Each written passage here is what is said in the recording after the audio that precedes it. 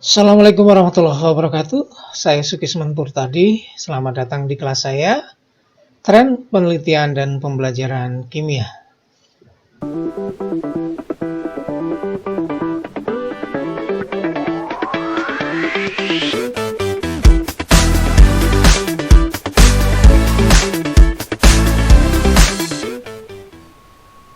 Tren Penelitian Pembelajaran Kimia untuk bab yang kedua akan membahas tentang kecenderungan penelitian konten di dalam pembelajaran kimia. Apa yang akan kita pelajari untuk bab ini adalah yang pertama tentang dimensi pembelajaran kimia. Setelah kita belajar tentang dimensi, saya akan membagi dalam konsep, kemudian proses, dan terakhir adalah sikap. Sebenarnya penelitian-penelitian itu akan seperti apa di dalam tiga hal tersebut. Membahas tentang dimensi pembelajaran kimia adalah membahas tentang relevansi proses pembelajaran kimia dengan siswa dan hal-hal yang terkait dengan individu siswa. Oleh karena itu, relevansi yang dimaksud yang pertama kali atau aspek relevansi yang pertama kali adalah relevansi dengan individu siswa. Nah, berkaitan dengan relevansi dengan individu siswa, sebuah proses pembelajaran harus sesuai dengan motivasi atau ketertarikan siswa terhadap keterkaitan antara pembelajaran kimia atau proses kimia atau konsep-konsep kimia yang mereka pelajari di sekolah dengan kehidupan mereka sehari-hari. Tidak hanya hari ini, akan tapi juga masa depan mereka dan juga tentang bagaimana mereka bisa mengembangkan keterampilan intelektual mereka. Itu yang dimaksud dengan relevansi dengan proses di individu siswanya. Pembelajaran kimia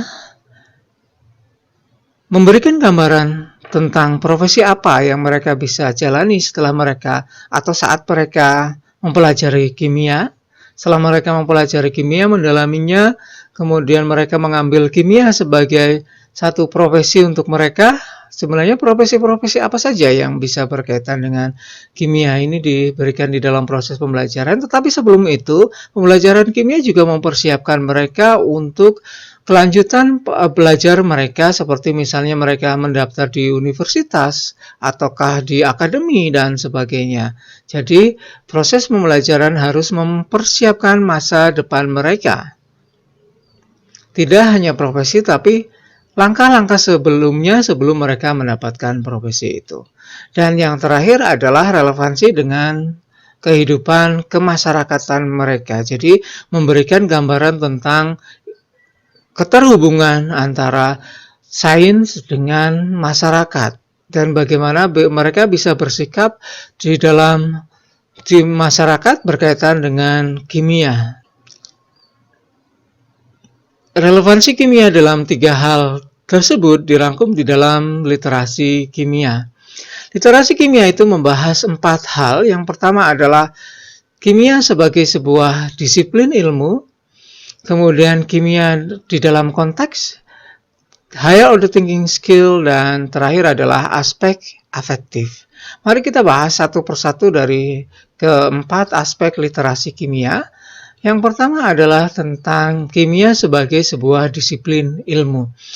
Komponen-komponen yang ada di dalamnya, kimia adalah sebuah ilmu yang dikembangkan dengan eksperimen. Oleh karena itu, di dalam kimia kita akan melakukan inquiry ilmiah, proses-proses yang berkaitan dengan mencari, proses-proses yang berkaitan dengan menjawab pertanyaan tentang fenomena alam.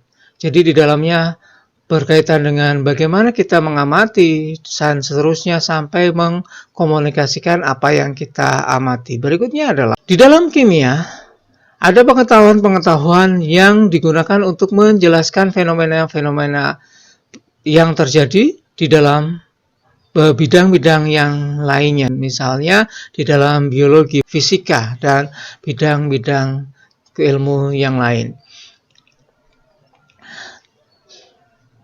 Masih di dalam konsep sebagai disiplin ilmu, kimia sebagai disiplin ilmu, kimia selalu menjelaskan dalam 3 hal.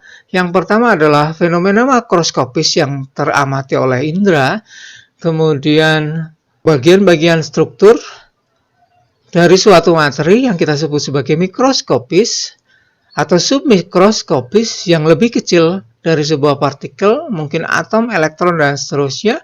Dan kita juga bicara tentang simbol-simbol yang ada di dalam kimia, dan yang terakhir adalah level proses. Jadi di dalam kimia terkompleks kan ada 4 hal tersebut, yaitu makroskopis, kita selalu bicara tentang hal tersebut, makroskopis, mikroskopis, submikroskopis, kemudian simbol, dan yang terakhir adalah dimensi proses. Dan yang kita bahas terakhir adalah kimiawan menggunakan bahasa tertentu. Jadi kita belajar tentang bagaimana memberi nama senyawa kimia dengan aturan-aturan tertentu, kemudian bagaimana menuliskannya untuk mengkomunikasikan pada orang lain. Itu adalah bahasa-bahasa yang digunakan oleh para kimiawan. Komponen yang lain di dalam literasi kimia adalah kimia di dalam konteks. Apa yang dibahas di dalam kimia di dalam konteks ini? Yang pertama adalah pentingnya pengetahuan kimia untuk menjelaskan fenomena-fenomena yang ada di dalam kehidupan sehari-hari. Jadi, bagaimana kimia itu digunakan untuk menjelaskan apa yang mereka temui di dalam kehidupan sehari-hari yang mungkin tidak dijelaskan di dalam kelas.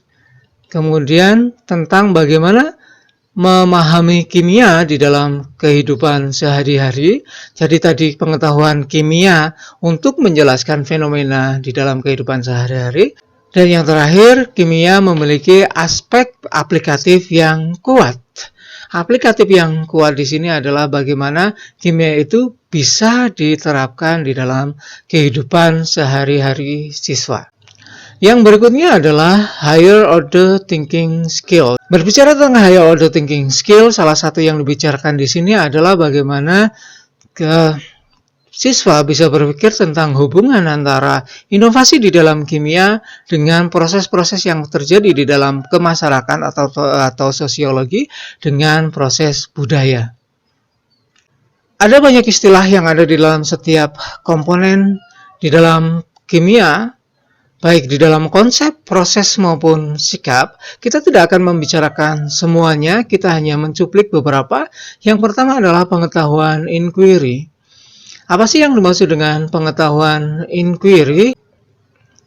Pengetahuan inquiry adalah sebuah pendekatan untuk belajar yang melibatkan sebuah proses mengeksplorasi alam atau dunia materi, kemudian mengantarkan pada bertanya, menyampaikan sebuah pertanyaan, kemudian membuat penyelidikan lebih lanjut, kemudian menguji hasil penemuan-penemuannya dengan analisis-analisis lebih lanjut sampai pada pengetahuan baru atau pemahaman baru. Itu yang dimaksud dengan inquiry. Inquiry juga dapat didefinisikan sebagai sebuah proses pembelajaran di mana siswa menyampaikan ide mereka berdasarkan hal-hal praktis yang mereka temui atau mereka alami di dalam kehidupan sehari-hari mereka, kemudian mengembangkan pemahaman mereka tentang pengetahuan sains, di dalam hal ini adalah pengetahuan kimia, konsep-konsep kimia, dan mereka dapat menjelaskan apa yang terjadi atau fenomena-fenomena yang ada di dalam lingkungan mereka. Inquiry memiliki beberapa komponen, yaitu mengamati, menyampaikan pertanyaan, berhipotesis, berprediksi, kemudian menginvestigasi, menginterpretasi atau menganalisis, dan terakhir adalah mengkomunikasikan. Penelitian-penelitian yang berkembang dewasa ini ada beberapa penelitian yang saya cuplik berkaitan dengan pengetahuan inquiry. Kita lihat yang pertama adalah penelitian yang dilakukan oleh Ma dan kawan-kawan tentang studi komparasi antara aktivitas inquiry ilmiah di dalam buku-buku sains di Cina. Hasil penelitian ini menunjukkan bahwa semua buku yang dianalisis oleh si peneliti menunjukkan adanya bagian-bagian khusus di dalam buku ini yang dikhususkan untuk inquiry ilmiah. Dan mungkin menjadi sebuah pertanyaan di Indonesia, apakah buku-buku di Indonesia sudah juga mendedikasikan atau mengkhususkan bagian tertentu untuk inquiry ilmiahnya. Penelitian yang diterbitkan di tahun 2020 yang dilakukan oleh Wu dan Wu ini menyelidiki hubungan antara rasa ingin tahu yang berkaitan dengan inquiry, kemudian keterlibatan siswa, dan juga kemampuan di dalam berinquiry. Kemudian mereka mengembangkan model saintifiknya. Sebenarnya seperti apa model keterhubungan antara ketiga hal tersebut. Kemudian artikel ini membahas tentang apa yang menjadi faktor-faktor yang mempengaruhi pengetahuan mereka berkaitan dengan hakikat sains dan hakikat inquiry ilmiah. Kita lanjutkan dengan multiple representasi. Di dalam multiple representasi ini, bagaimana para peneliti melakukan penelitiannya berkaitan dengan multiple representasi, tapi sebelumnya kita tinjau dulu definisi multiple representasi. Jadi kalau kita punya fenomena kimia, kita bisa menjelaskan dalam berbagai macam hal tergantung bagaimana kita memahaminya. Yang pertama adalah kita menjelaskan dengan apa yang kita indera, atau kita menjelaskan dengan menggunakan bahasa-bahasa yang lebih dalam daripada apa yang kita bisa lihat, yaitu bahasa partikel, menjelaskan tentang apa yang terjadi di dalam partikelnya, bagaimana atom-atomnya, molekul-molekulnya, atau lebih jauh dari itu tentang subatomnya dan yang lainnya, atau kita bisa menjelaskan dengan menggunakan bahasa simbolik atau di dalam bahasa proses. Nah, keseluruhan itu kita sebut sebagai multiple representasi. Jadi bagaimana kita menjelaskan fenomena kimia dalam dimensi-dimensi yang bisa dipahami oleh kita sendiri atau oleh orang lain. Jadi gampangnya gini, kalau Anda ditanya tentang bagaimana kita bisa sampai dari UNY ke Bandara Internasional Yogyakarta misalnya, Anda bisa menjelaskan urut seperti menggunakan peta dari Jalan Kolombo, Anda terus, kemudian belok kiri, belok kanan, dan seterusnya seperti itu setelah sekian ratus meter, dan ini belok kiri, dan seterusnya. Atau Anda bisa menjelaskan, silakan buka Google Map, kemudian Anda tuliskan Bandara Internasional, klik, kemudian Anda klik Start, selesai. Atau Anda bisa menjelaskan pada orang yang bertanya, Anda bisa naik taksi, bayarnya sekian. Atau mungkin Anda bisa menjelaskan, Anda bisa naik Trans Jogja, turun di sini, kemudian ganti jalur sekian sampai ke sana, dan seterusnya. Jadi ada beberapa hal yang bisa kita sampaikan pada orang lain untuk menjelaskan maksud kita. Itu adalah bagaimana representasi, karena di dalam kimia itu ada beberapa macam representasi, maka disebut sebagai multiple representasi. Pemahaman kimia tentang representasi ini tidak hanya tentang representasi satu saja, akan tetapi bagaimana koneksi antar bentuk-bentuk representasi ini yang disebut sebagai Anda memahami kimia. Artikel yang dapat saya tampilkan di sini, yang pertama adalah artikel dari Derman dan Ebenezer. Ini tentang efek dari multiple representasi tentang perubahan fisika dan perubahan kimia pada perkembangan struktur kognitif calon guru di sekolah dasar. Hasil penelitian yang dilakukan oleh Derman dan Ebenezer ini menunjukkan bahwa kemampuan guru untuk belajar tentang multiple representasi berkaitan dengan perubahan fisika dan kimia akan efektif untuk mengembangkan struktur kognitif calon guru, baik yang memiliki pemahaman rendah maupun pemahaman tinggi berkaitan dengan sifat-sifat dari materi. Artikel yang kedua yang bisa saya tampilkan di sini adalah penelitian yang dilakukan oleh Savaji Acikalin. Mudah-mudahan benar mengucapkannya.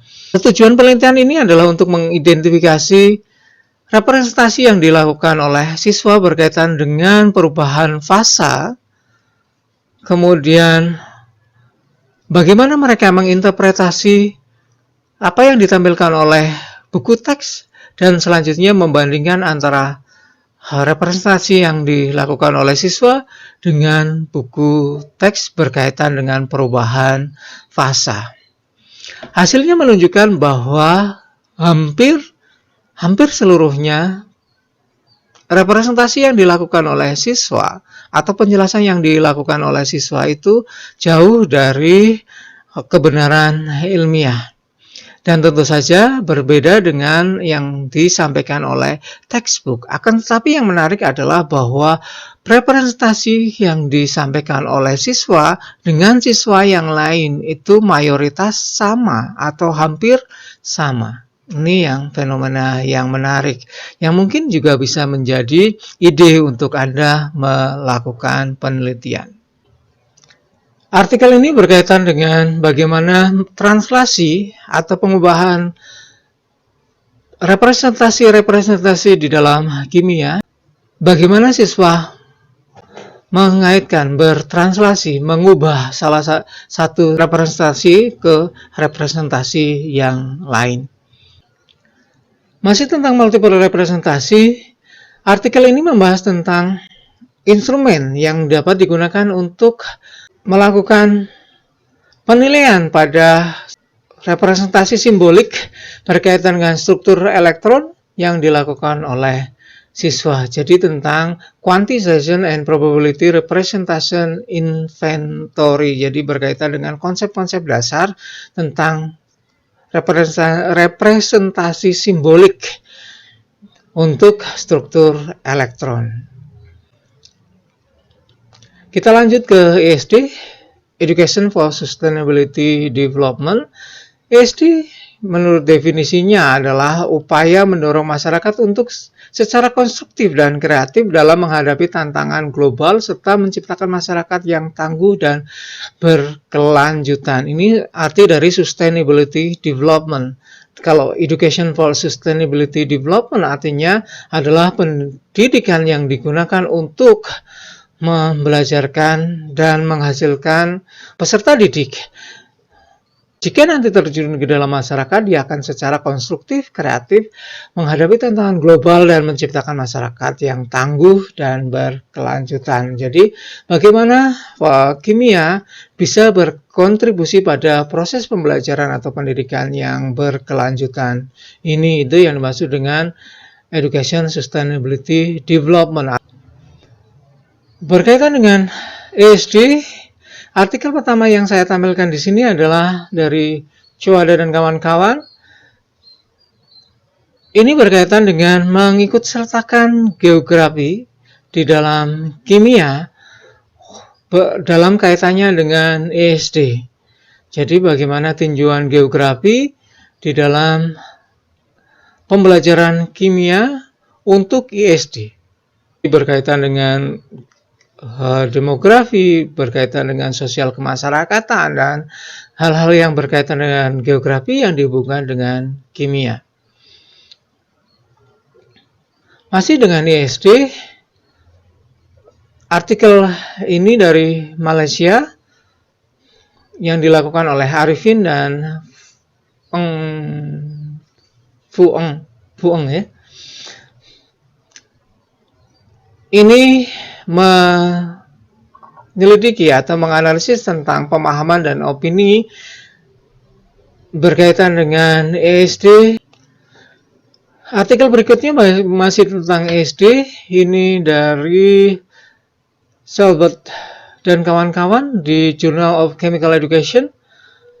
yang terbit tahun 2020 ini bagaimana meningkatkan pemahaman siswa berkaitan dengan Education for Sustainability Development dengan menggunakan media interaktif digital, dan hasil penelitian ini menunjukkan bahwa penggunaan digital akan meningkatkan pemahaman mereka dan juga ketertarikan mereka terhadap Educational for Sustainability Development. Selanjutnya kita akan membahas tentang SSI. Sebelum kita membahas tentang penelitian-penelitian yang sudah dilakukan oleh atau artikel-artikel penelitian yang berkaitan dengan SSI, kita bahas dulu tentang definisi SSI. SSI adalah kontroversial social issue yang berkaitan dengan sains. Ini berkaitan dengan penggunaan topik-topik ilmiah yang meminta siswa untuk terlibat secara langsung di dalam dialog, diskusi, dan juga debat. Jadi nuansa sosialnya ada. Jadi bagaimana mereka menempatkan diri sebagai calon-calon anggota masyarakat yang akan mempertahankan pendapat mereka, kemudian mereka akan menyelidiki kebenaran dari isu-isu sosial, kemudian mereka berdialog dengan teman-temannya, berdiskusi, dan juga mungkin akan melakukan debat. Komponen-komponen SSI berkaitan dengan hal ini adalah yang pertama adalah kompleksitas dari SSI tersebut, dan kemudian ada proses inquiry, dan juga ada bagaimana setiap orang itu mau mengambil perspektifnya, dan yang terakhir adalah ada komponen skeptisismenya. Artikel yang pertama yang saya tampilkan di sini dari Yunani berkaitan dengan mengenalkan siswa-siswa Yunani dengan kesadaran tentang prinsip-prinsip green chemistry yang dimasukkan ke dalam proyek berbasis konteks yang berkaitan dengan socio-scientific issue. Ini menyelidiki tentang kesadaran siswa pada prinsip-prinsip green chemistry atau kimia hijau yang dimasukkan atau dimasukkan ke dalam proyek berbasis konteks yang berhubungan dengan isu-isu kimia, yaitu isu-isu sosio-saintifik, yaitu perubahan iklim dan daur ulang material. Hasil penyelidikannya menunjukkan bahwa ada keterkaitan yang sangat bagus bagaimana meningkatkan kesadaran lingkungan mereka pada socio-scientific issue. Hasil ini kemudian digunakan untuk mengembangkan material pembelajaran atau materi pembelajaran daur ulang materi dan perubahan lingkungan yang mengaitkan kesadaran lingkungan siswa dan bagaimana mengembangkan keterampilan yang diperlukan. Artikel yang ditulis oleh Wan berkaitan dengan pertanyaan mendasar tentang topik sosio-saintifik paling besar apa atau paling mendasar apa yang harus dituliskan atau yang harus difokuskan di dalam kurikulum sains dengan menggunakan teknik DLP. Penelitian dengan menggunakan teknik DLP. Kalau Anda ingin belajar tentang teknik DLP, Anda bisa membuka artikel ini sebagai salah satu contohnya. Nah, hasil dari penelitian yang dilakukan oleh Wan dan B ini menunjukkan bahwa ada beberapa topik-topik mayor yang berkaitan dengan socio-scientific isu yang disepakati perlu dituliskan atau dimasukkan di dalam kurikulum sains. Masih tentang SSI, ini adalah socio-scientific reasoning, membuat alasan dengan menggunakan socio-scientific. Bagaimana berargumentasi juga termasuk di dalamnya, berargumentasi pada socio-scientific issue. Artikel ini membahas tentang bagaimana mengembangkan socio-scientific reasoning dan literasi lingkungan. Jadi sekarang berkembang banyak literasi Selain literasi kimia, ada literasi lingkungan, literasi asesmen, dan berbagai macam literasi yang lain. Nah, untuk penelitian ini bagaimana mengembangkan atau meningkatkan socio-scientific reasoning, bagaimana keterampilan membuat alasan, menentukan alasan-alasan yang berkaitan dengan fenomena yang ada di dalam socio-scientific, dan juga literasi atau kemelekan lingkungan di dalam kelas ekologi berbasis lapangan. Hasil penelitian ini menunjukkan bahwa pembelajaran lingkungan yang didasarkan pada lapangan itu dapat meningkatkan atau mensupport atau mendukung pengembangan socio-scientific reasoning dan juga literasi lingkungan. Kita lanjutkan dengan keterampilan abad 21. Keterampilan abad 21 ini berkaitan dengan bagaimana menghadapi globalisasi, era globalisasi pada abad 21. Sebelum kita lebih jauh tentang penelitian-penelitian berkaitan dengan keterampilan abad 21, kita bahas dulu tentang definisinya. Keterampilan abad 21 adalah serangkaian kemampuan atau keterampilan yang diperlukan oleh siswa untuk mengembangkan diri mereka sendiri agar dapat sukses di era informasi. Berkaitan dengan ini, telah dikonsepkan tentang keterampilan abad 21 terdiri dari beberapa komponen. Yang pertama adalah keterampilan belajar. Jadi di dalam keterampilan abad 21 ini bisa dibagi menjadi 3 keterampilan. Yang pertama adalah keterampilan belajar. Termasuk di dalam keterampilan belajar di sini adalah berpikir kritis, berpikir kreatif, berkolaborasi, dan berkomunikasi. Ini adalah bagaimana mereka belajar. Kemudian keterampilan literasi, ini baik literasi informasi, media, dan teknologi, termasuk juga adalah literasi dari bidangnya masing-masing atau subjek literasi dari mata pelajarannya.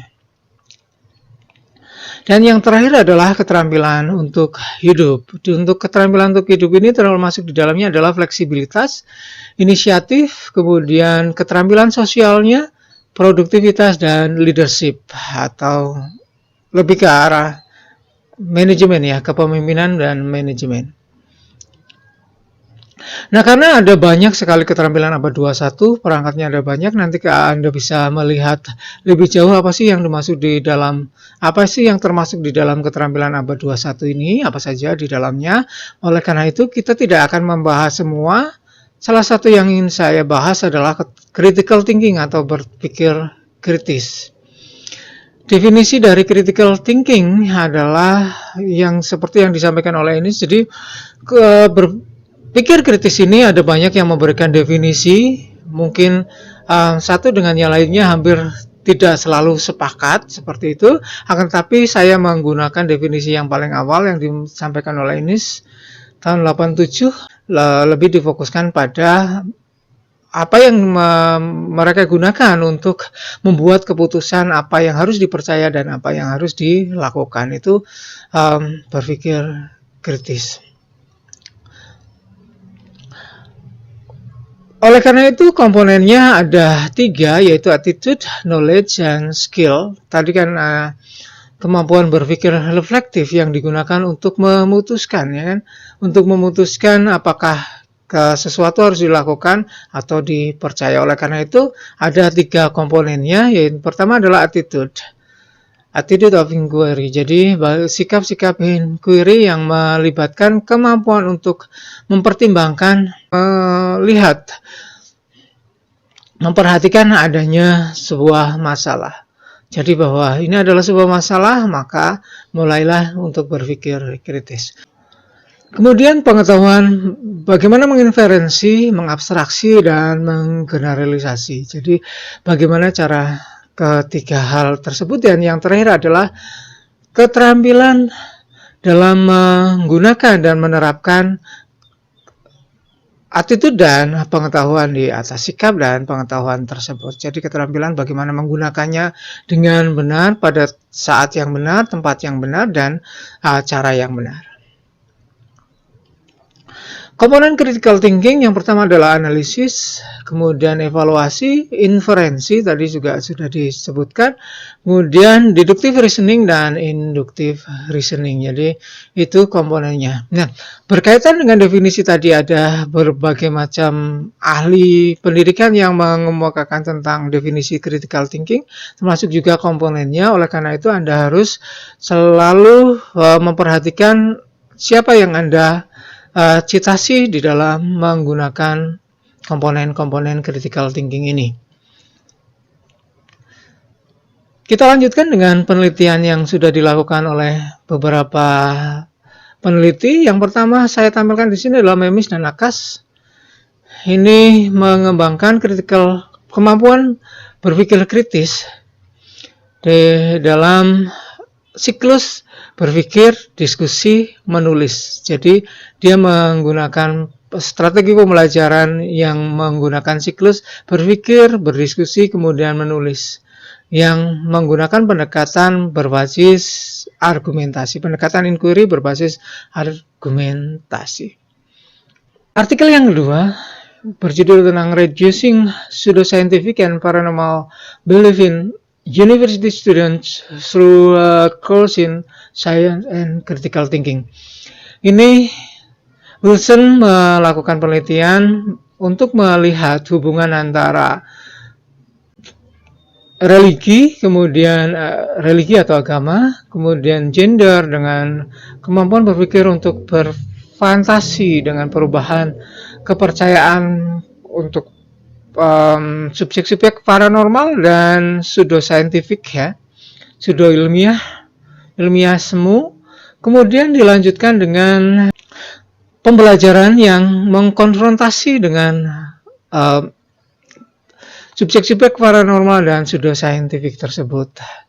Itu di dalamnya nanti apakah ada pengaruh dari gender, kemudian agamanya, kemudian berpikir fantasi mereka atau tidak. Dan hasilnya bisa Anda lihat di dalam abstrak artikel ini.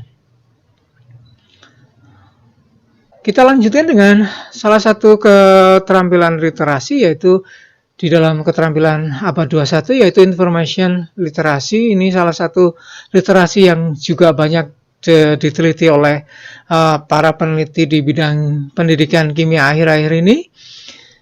Di definisinya adalah hampir sama dengan definisi kimia, adalah serangkaian kemampuan yang dibutuhkan oleh seseorang untuk menyadari kapan informasi dibutuhkan dan kemampuan untuk menempatkan, mengevaluasi, dan menggunakan informasi yang dibutuhkan secara efektif. Tidak hanya tahu tentang informasi, tetapi bagaimana menggunakannya, kemudian mengevaluasinya, dan kapan akan digunakan. Itu literasi informasi.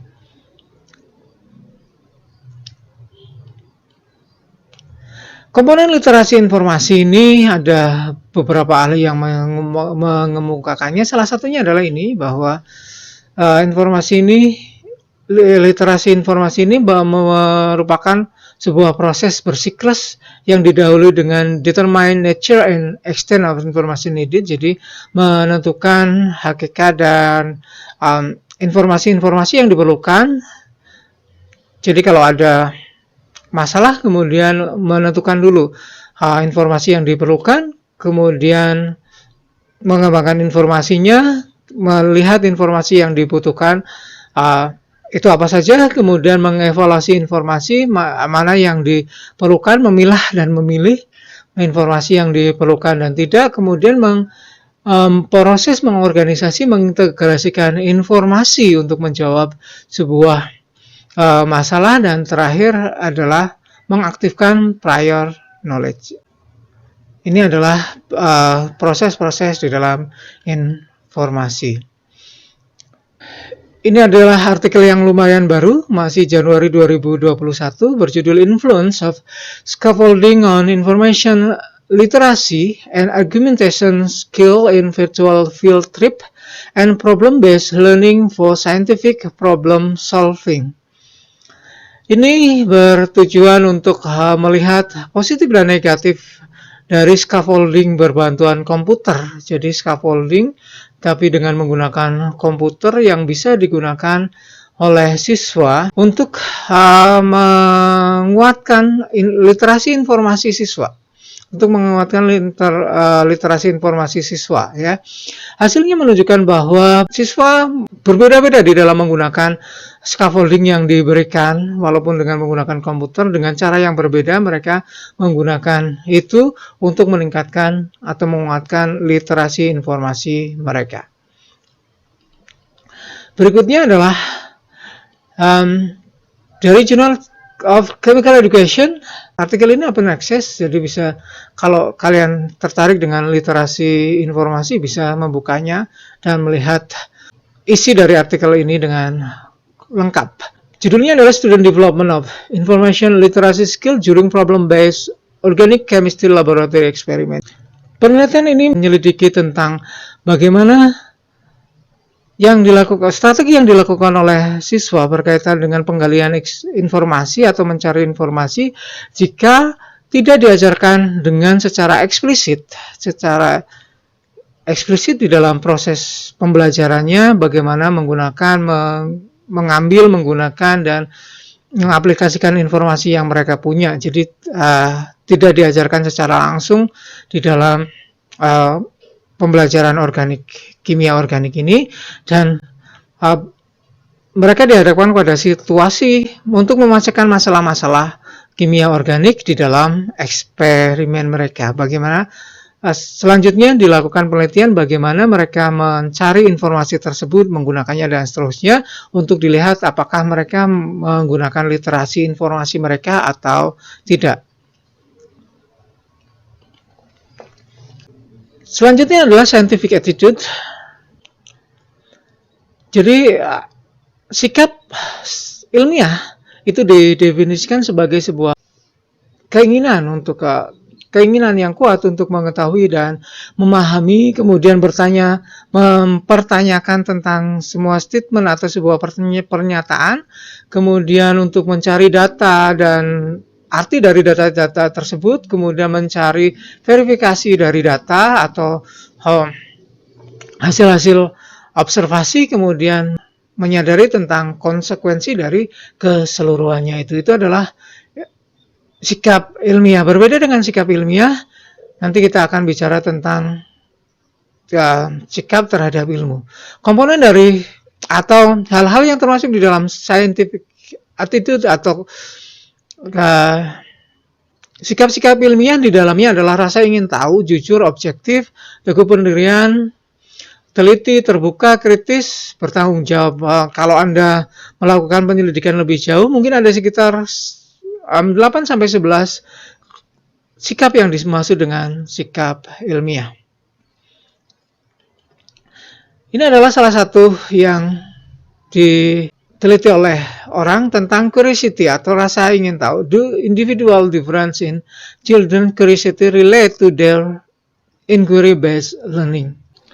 Penelitian ini menekankan pada bagaimana perbedaan rasa ingin tahu setiap individu itu berpengaruh atau terhubung dengan proses dari pembelajaran inquiry. Hasilnya menunjukkan bahwa perbedaan rasa ingin tahu itu ternyata berpengaruh positif pada penguasaan pengetahuan, tetapi bukan pada cara eksplorasi mereka. Jadi di dalam pembelajaran inquiry itu ada proses eksplorasi. Nah, ternyata tidak berpengaruh terhadap bagaimana cara mereka bereksplorasi. Pada siswa-siswa yang punya intelijensi rendah, ternyata bagaimana penciptaan lingkungan untuk berinquiry itu berpengaruh pada proses akuisisi pengetahuan mereka, tetapi tidak pada penguasaan pengetahuan mereka. Artikel selanjutnya tentang learning benefit of secondary school student inquiry related curiosity. Ini menyelidiki tentang atau meneliti tentang bagaimana hubungan antara pengalaman belajar siswa, kemudian rasa ingin tahu siswa, kemudian keterlibatan mereka di dalam laboratorium, dan keterampilan inquiry mereka. Jadi 3 hal yang ditekankan di sini adalah hubungan antara rasa ingin tahu di dalam diri siswa, kemudian bagaimana mereka terlibat di dalam kegiatan laboratorium, dan yang terakhir adalah bagaimana kemampuan inquiry dari si siswa tersebut, mana yang lebih berpengaruh, kemudian setelah diketahui mana yang lebih berpengaruh, kemudian dimodelkan bagaimana pengalaman belajar mereka berasosiasi dengan apa yang paling berpengaruh di dalam kegiatan-kegiatan tersebut, hal-hal tersebut. Kita lanjutkan dengan attitude towards science, jadi sikap terhadap kimia. Ini bisa dibedakan ya, jadi tadi tentang sikap ilmiah, sekarang sikap terhadap science atau sikap terhadap ilmu. Ini didefinisikan sebagai feeling, belief, dan value. Jadi ada perasaan, kepercayaan, juga nilai-nilai yang dimiliki oleh seseorang terhadap suatu objeknya. Kalau objeknya kimia berarti kimia.